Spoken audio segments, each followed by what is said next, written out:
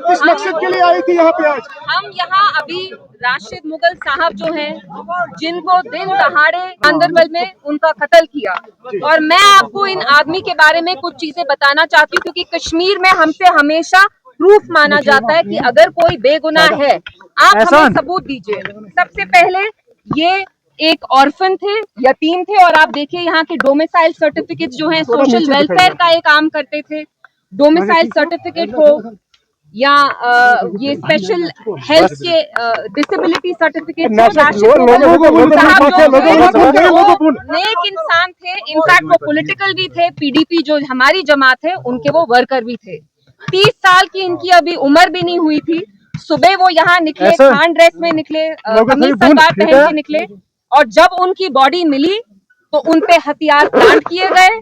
वो ट्राउजर में मिले, शर्ट में मिले, जिस हुलिये से वो घर से निकले, जब उनको मारा गया, दिन दहाड़ मारा, और ये कह के पहले मारा कि ये फॉरेन मिलिटेंट है। तो आप मुझे बताइए, जो कश्मीरी आदमी हो, गांदरबल में उसकी पैदाइश हो, यहाँ का हो, वो अचानक से दिन दहाड़े कैसे आपने पाकिस्तानी मिलिटेंट बना दिया?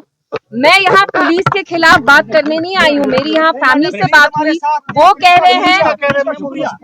रहे हैं कि जम्मू कश्मीर जो पुलिस है उनका वो शुक्रिया अदा कर रहे हैं। मेरे साथ यहाँ डिसेबिलिटी सर्टिफिकेट्स है, इनका ये भी कार्ड है पीडीपी का, और आपको पता है इनकी जो व्हाट्सएप पिक्चर थी राशिद मुगल साहब की, वो हिंदुस्तान का झंडा था।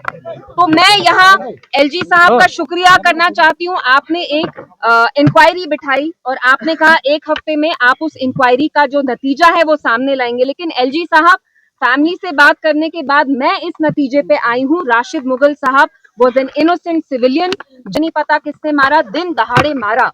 जब वो घर से निकले एलजी साहब, वो सलवार कमीज पहन के निकले, और जब उनकी डेड बॉडी मिली तो पूरी उनकी body it was riddled with bullets. चेहरे को उनको पूरा स्पॉइल किया, बेल्ट तक जो आर्मर बेल्ट है फिरन तक पे वो लगाई, तो उनके ऊपर एविडेंस प्लांट किया गया। कश्मीर वाहिद ऐसा स्टेट है इंडिया में जहां आप किसी बेगुनाह को मारते हैं और मारने के बाद आप ये एक्सक्यूज लेते हैं कि ही वाज अ मिलिटेंट।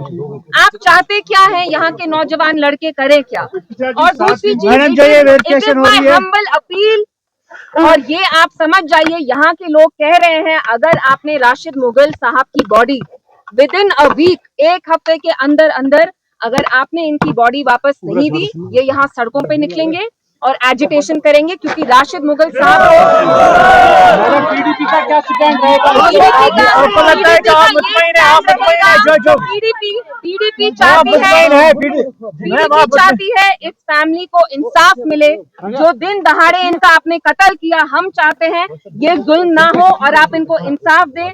और ये तो जॉब भी नहीं मांग रहे हैं, दे आर सेइंग कि जिनने इनका कत्ल किया, वो देखिए जो कानून होता है वो हर एक बंदे पे लागू होता है। वो मैं हूँ, वो एक सिविलियन हो या वो आर्मी वाला हो, आर्मी वाले पे भी कानून लागू होता है।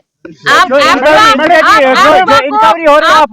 एक्सप्लॉइट नहीं कर सकते। प्राइज मनी के लिए मारा, पैसे के लिए मारा, उनको हमारे सामने लाइए, take him to the court and we want justice. जो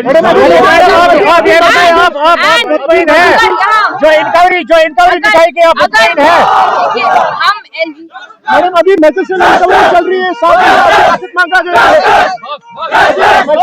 हम एलजी साहब का फिर से मैं शुक्रिया अदा करती हूँ। एलजी साहब ने इमीडिएटली महबूबा जी ही वाहिद वो सियासतदान है यहाँ जिनने इस पे बात की। जो चीफ मिनिस्टर साहब है उमर अब्दुल्ला साहब, वो यहाँ के एमएलए हैं, फिर भी उनने तकल्लुफ, कंगन के हैं, पास में ही है इलाका, गांदरबल के पास ही है, लेकिन एनसी से गांदरबल का हमेशा एमएलए आया है कि नहीं। तो मैं उनसे पूछना चाहती हूँ, चीफ मिनिस्टर साहब यहाँ नहीं आ सकते थे? एमएलए को यहाँ नहीं भेज सकते थे कि फैमिली से मिले? दूसरी चीज, अगेन आई विल रिपीट, हम शुक्रिया अदा करते हैं एलजी साहब का, लेकिन एलजी साहब फैमिली बॉडी मांग रही है। और यहाँ के लोगों को मैं आश्वासन दिलाना चाहती हूँ, यकीन दिलाना चाहती हूँ, अगर आप लोग सड़क पे निकले राशिद मुगल साहब की बॉडी के लिए, हम आपके साथ शाना बशान खड़े रहेंगे। एंड हमारी यही देखिए, वही हम एलजी साहब से अपील करेंगे कि आपने एक टाइम बाउंड वे में कहा था कि 7 दिन के अंदर अंदर आप इंक्वायरी की जो फाइंडिंग्स है उनको पब्लिश करेंगे। वी वांट टू नो कि ये कैसे हुआ। दिन दहाड़े एक कश्मीरी आदमी निकलता है और शाम में आप उसको मार के फिर कहते हैं कि ये पाकिस्तानी मिलिटेंट था क्योंकि आपको उसके लिए पैसे मिलते हैं। एक इनोसेंट आदमी को मारते हैं। और आप इनकी फैमिली की ट्रेजेडी देखिए, जो मुगल साहब थे, राशिद मुगल साहब, उनके जो बड़े भाई थे, 2000 में वो मिलिटेंट की गोली से मरे और तब भी उनको मिलिटेंट ने डेड बॉडी फैमिली को वापस नहीं दी। Thank you ma'am, thank you, thank you, thank you, thank you.